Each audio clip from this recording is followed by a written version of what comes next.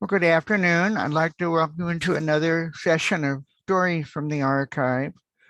The reason I called this the Story from the Archive is I found people respond better to stories about our collection, stories that we have in our collections. And also they understand a little bit more sometimes when talking about what we collect in an archive and why we collect. And so today, what we're going to do is we're going to talk about some stories about just about 5 items that I have picked from the collection, which I think are interesting. Um, there used to be an old TV show years ago, and one of the things said something like, "There's a million stories in the naked city."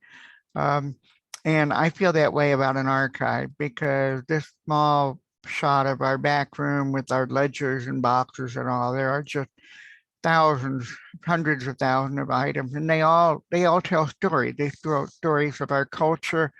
They tell stories of our history. They tell stories of different things in our region, in our West Florida room.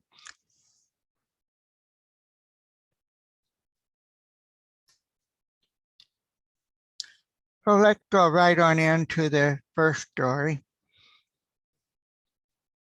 And one I want to show you is this map.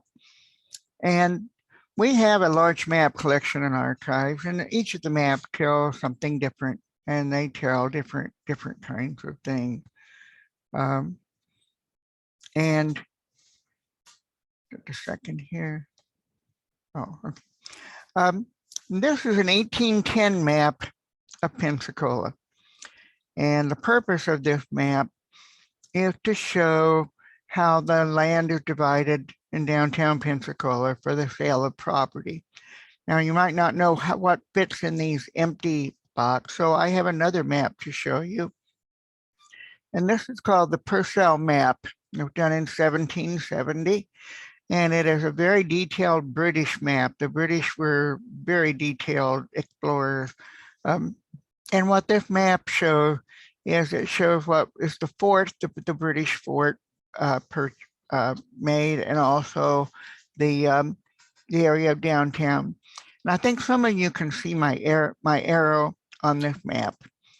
And what I want to show you is this little area right here where the 2 block houses, this street right here is today Government Street. And this street right here, a little above it at the edge of thing is what we call Intendencia. The street on the left of the map, it will become Palafox Street. The one on the right will become Alcanese. And right here at the edge of the fort, a square here and a square over here. The right square will become Plaza Ferdinand, and the left square will become, the left side will be Plaza Ferdinand, the right side will be Seville Square. And you can see the fort sits right on the water. And today, right here where this fort sits, we would call Main Street. And all this land south of here after 1770 was all built up by the ballast of ships coming into the port of Pensacola, coming in and dumping the ballast and then taking on tonnage. And so you can see a fort here. You can see a square right here, that's the Spanish jail. And if I go back to my previous map, that's what this map, this is the fort area. And that corner is where the Spanish jail is. And of all these buildings around this area today, and this is a larger view of that Purcell map, of all these buildings that are around here today, the only one that survives is located right here across from the jail, called the Kena House, built about 1810, about 40 years after the Purcell map. We use these maps in many different ways, and I find them very interesting. I think it tells us a story. It tells how the land is divided. It shows that the community of Pensacola was around this area between the what is today the 2 plazas, and this is this basically the edge of town. The second item I want to share with you today is this. We have in archive some watercolors of a man named George Washington Sully. And Mr. Sully apparently came to Pensacola in the 1820s as a cotton broker. And well, he came here. We're not sure exactly what his occupation was when he came to Pensacola. But his name was George Washington Sully. He was the nephew of American painter Thomas Sully. Thomas Sully is based in New York, and he did many early paintings of dignitaries and Washington and others and all that. And his nephew obviously has a little skill. And what he did, we found in the 1980s, we discovered a portfolio of these drawings, these little watercolor sketches that Mr. Sully made while he was in Pensacola in the 1820, 1830 period. They had the earliest known paintings in Florida, done before Florida became a state in 1845. We have about 45 of these little drawings. These three are the most interesting because they are Indians. And there's this one, and you can see the yellow, we call it the yellow shawl with the white fringe on it and the bandana. And there's another one here. There's also the Indian or Native American is wearing a blue bandana. And then there's this one here, another Native American with the necklace, the earrings, and so forth. Now, these scans that we did some time ago are not very good at these things, but up on the left-hand corner, there's a little bit of writing.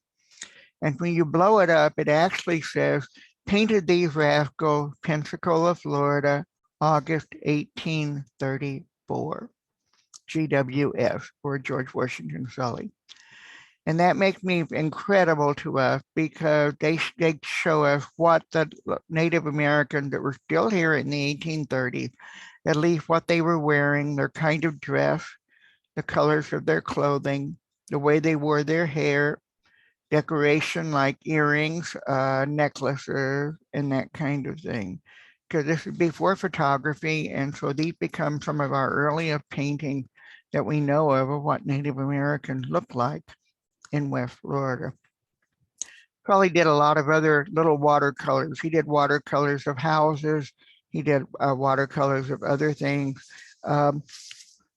He was heavily researched by Linda Ellsworth. Linda Ellsworth was a historian at what was then called the Historic Pensacola Preservation Board, which would eventually become what we call the UWF Trust today. And she published an article on George Washington Sully with many of the paintings from our collection in Antique Magazine in March of 1983. And we have exhibited the painting both at the Pensacola Museum of Art and also at the DeLand Florida Museum of Art. And they are just, they just tell a story. They just tell us what our Native Americans in this area look like and what they look like in the period of time. If any of you had any questions or anything, please type them in the chat and I will try to answer them. The third item I want to talk about today is something that we use for our Civil War histories of our area, and that is Harpers Weekly. And Harpers Weekly magazine, which is full of woodcuts, and they would hire artists to do a drawing, and then they would pre-produce it in a woodcut and publish it in their weekly magazine. And the reason they were so successful at this is because they would get an artist to do a drawing, and then they would cut the drawing into 6 pieces, and they give a piece of each drawing to an engraver, somebody who's engraving these on wooden blocks. And then when these 6 guys were done, they would piece it back together and they would print the picture. And you can sometimes look at these and tell where the pictures join because there's usually a little bit of cross hatching on them. And this is a view of the Navy Yard at Pensacola, right in January of 1861. And you notice that the flag on the Navy Yard is Confederate. It has not yet been so it's a view really taken from a boat or from Santa Rosa Island. We don't know about real accuracy of some of these. Sometimes they're a little fanciful, but it gives you an idea of what our Navy Yard looks like. We have a lot of Civil War letters in the archive, and one of my favorite stories that go along with these kind of go along with this engraving that also came out of Harpers Weekly. Now, the Civil War broke out with firing on Fort Sumter in April of 1861. And from that point on, you have a mobilization of Union troops. And in mid-June of 1861, the New York Regiment, 6th New York Regiment, were ordered to New York City, and they were marched down Fifth Avenue, and they boarded the steamer, the Vanderbilt. And the papers reported that they marched really nicely down Fifth Avenue to the docks areas of New York City.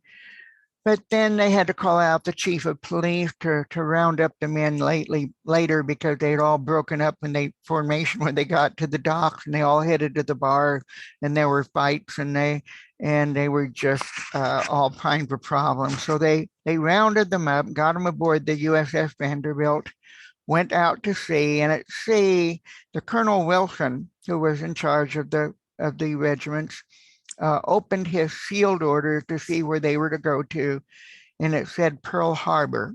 I'm sorry, it said Pensacola. I'm sorry, it said Pensacola Harbor. And we actually have a report of a person aboard the ship that said not one of us had ever heard of such a place. The Vanderbilt reached off of Santa Rosa Island on July 10th of 1861. And from the far side of the island, what we would call the beach side today. And it's real shallow out there, so the ship couldn't get real close to shore. And it got there kind of at the late of the day. And so the one thing that the ship captain decided to do was start unloading the mules, because the Army used mules. This picture here I have is showing how a horse is dropped over the side. But this was typical of how they would drop the mules over the side. And since it was late in the day, they decided that they would get rid of the mule, and they just dropped them over the side. And when the mule hit the water, they started running toward the beach. And some of the men on board the ship had been tired of being on ship. They were not sailors, they were not Navy guys, and they were seasick, and they were tired of being on the ship. And so they asked permission to go ashore and at least camp out for the night until the next day when there would be more unbarking of troops and so forth. And so the soldiers, the mules got disembarked. They were loaded, dropped by this sling, and then just dropped in the water. And then about 300 guys got off the ship and went to on the island. Now dusk is falling, so they set up little campfires and all. You can't imagine Santa Rosa Island in 1861, pitch dark, not a light to be seen, no light, just absolutely pitch dark. You don't know where you are. You may not even know it's an island and all that. And so we have reports of a man who was a Catholic priest who was assigned to them. His name was Father Nash, and he wrote letters home, long letters home to his superior about being with the band and the things that were going on. And he said the next day was the guys got off the boat, they got to shore. It's they're wearing woolen uniforms. Now woolen uniforms get real salt water makes you itch in them, okay? And so they got to ashore, they were wet, there were breezes, They got cold. They built these campfires with with the seawood and all. They built these campfire and all. And the guys on the ship at twilight fell. They actually had binoculars and they could see the shore. And the mules were running back and forth across the shore and the island because they've been cooped up at sea for 4 weeks, and they were just mad and they would just ran back and forth. Well, Father Nash wrote in his letter that when they got to the island the next day, he found the colonel found the men in bad condition. He said their ration, their clothes were salt water soaked, and they stayed awake all night because, as he says in his letter, they imagined that the mules, whose liberty they were unaware, were Southern cavalry scouring the island in quest of booty, and these poor animals had run back and forth all during the night. So you're pitch dark, you're at a campfire, and all of a sudden, out of the shadows, a gray shape comes galloping, and you hear the hoofbeats on the sand, and they didn't know where they were, and they just got terribly frightened that the Confederate cavalry were going to come swooping down and take them. And I like that story. It's one of my favorite stories about being here at Fort Pickens and on the island during the Civil War. The fourth item I want to talk about today and mentioned is this lady. And I'll get my notes here. Her name is Sarah Tyson Rohrer. She was proprietor of the Philadelphia Cooking School, domestic science editor of the Ladies' Home Journal, and author of more than 50 cookbooks. She's considered one of the most influential cooking authorities of the late 19th century. Now, at the St. Louis Exposition in 1904, she operated a restaurant and she presided over breakfast, lunch, afternoon tea, and in between seating, she lectured on domestic economy. And we have this cookbook in the archive. It's called Miss Rohrer's New Cookbook, a manual for housekeeping. The picture of what your table should look like for breakfast. I've told my wife she better get out the good china. I want a really fancy setting for breakfast. And she published this book in 1902. And on page 156, down at the bottom, you see something called the Hamburg steak. And in it, she talks about taking pieces of beef and adding a little bit of salt and grated onion and pepper and grating them through this grinder that you put on the table to create a kind of a ground up steak. And she suggests putting them in little patties and cooking them that way. And it calls it the Hamburg steak. And at the St. Louis Exposition, one of the things that happened was that some of the vendors started taking the Hamburg steaks and putting them between pieces of bread and calling them hamburgers. And this cookbook in 1902 is the first published cookbook to mention the Hamburg steak and how to grind this beef, or you have a ground beef and create a ground beef patty, and all. There were the Hamburg steak was also around for a previous 20 years, but this is really the first American cookbook that reports this and shows the cooking, putting together the hamburger steak, the thing that becomes a quality item for the rest of it. There are other stories about the St. Louis World Fair too, about one of the vendors who sold sausages, and people were getting their white gloves soiled, and a nearby vendor came up with the idea of taking the sausage and putting it between two pieces of bread, creating a hot dog. I mean, there's all those kinds. Some of the stories are true, and some of them you wish they were true because they're such good stories. But I thought the cookbook kind of interesting because we have a lot of cookbooks. I'll mention something else about the 1904 World Fair. Florida had an exhibit and they showed off something they called the hybridized version of the pomelo. And it was a new kind of fruit. They sold it for $5 a box. That'd be about $100 in today's money and all. And eventually the price went down over the next 20 years, especially as it took on the name grapefruit. And in 1920, for example, Escambia County shipped like 20 boxcars of grapefruit off to northern market. We were growing grapefruit in Escambia County in the 1920s after that fruit took off. The fifth item I want to talk about today is this. And what I have here are some excerpts from the papers of a man named Walter Rivers. Now, I had a phone call one year on the hottest day. One of my favorite. This is a Christmas story. I mean, we never get to do a Christmas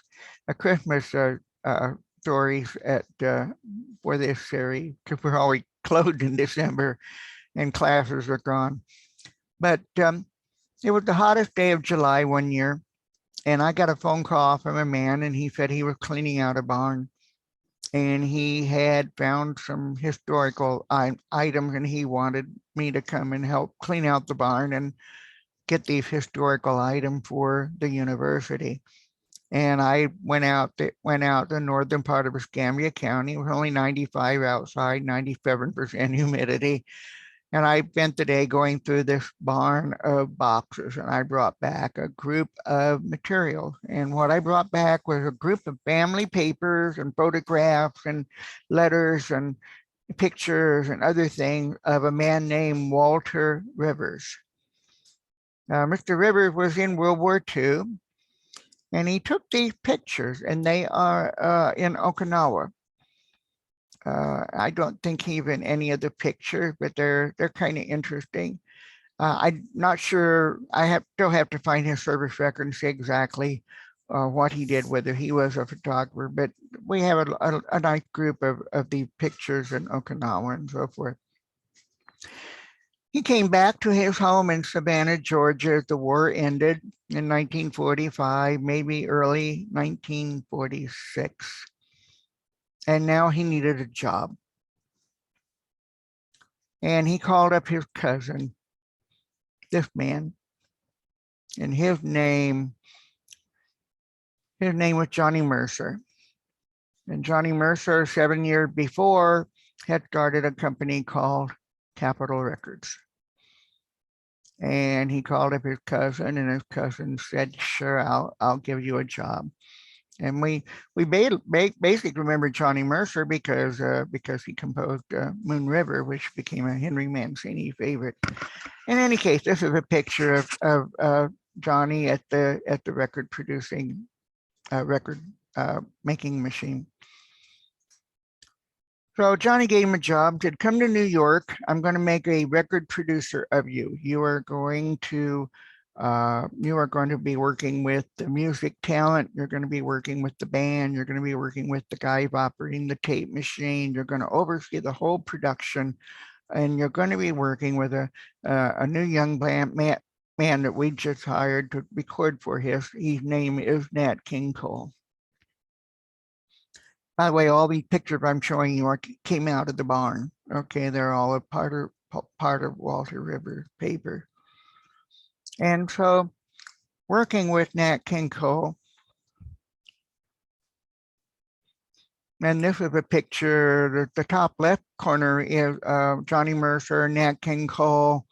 I don't know who the third person is, and the fourth person is Walter Rivers, by the way. And this is these pictures already. We think a Christmas party for Capitol Records in any case. In any case, by October of 1946, working with Nat King Cole, they've got a single ready for Christmas. It is called The Christmas Song.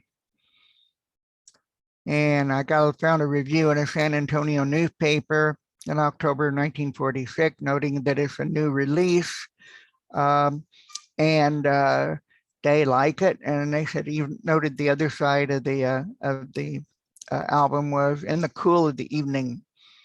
And I think that's pretty kind of cool myself. But in any case, by 1946, Walter Rivers, working with Nat King Cole as the producer, had produced this hit single for Christmas. And then in the Walter Rivers paper, the materials that were in the barn that were sitting next to the shiny dumpster where they were going to all be discarded, I got this, found this.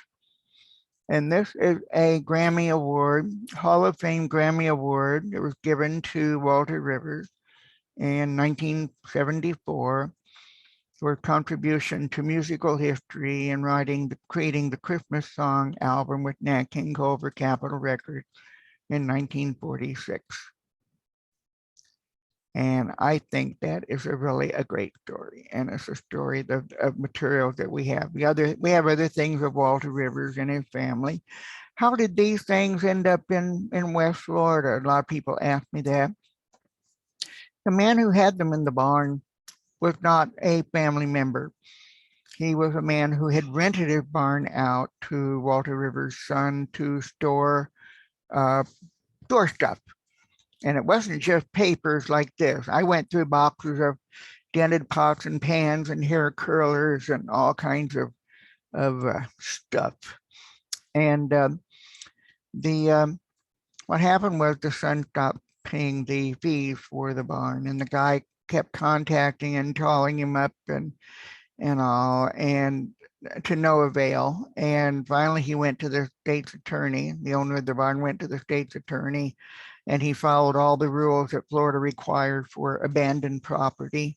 And then once he had completed those requirements, then he could start tossing and throwing the stuff away. And I'm really still thankful today that he knew me, he remembered me, and decided to call me and ask me to come out and go through these things. And those are today's stories. Those are the stories that I have for you today from some of the things in the collection. And I hope to give you an idea of some of the breadth and some of the things that we have in the archive and in special collection. Does anyone have any comments or questions?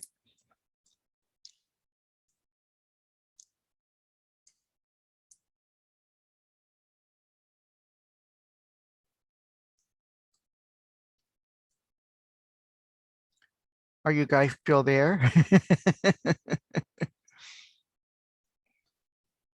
I'm here. It's very interesting. Thank you, Dean. Well, there's a lot of stories. There's a lot of special items. I thought maybe telling a little bit about some of these would be fun today, and we'll do this again. We'll do this again another time and show some other things from our collections. And I want to thank all of you for coming today. Okay. All right. Bye-bye. Thanks, Dean.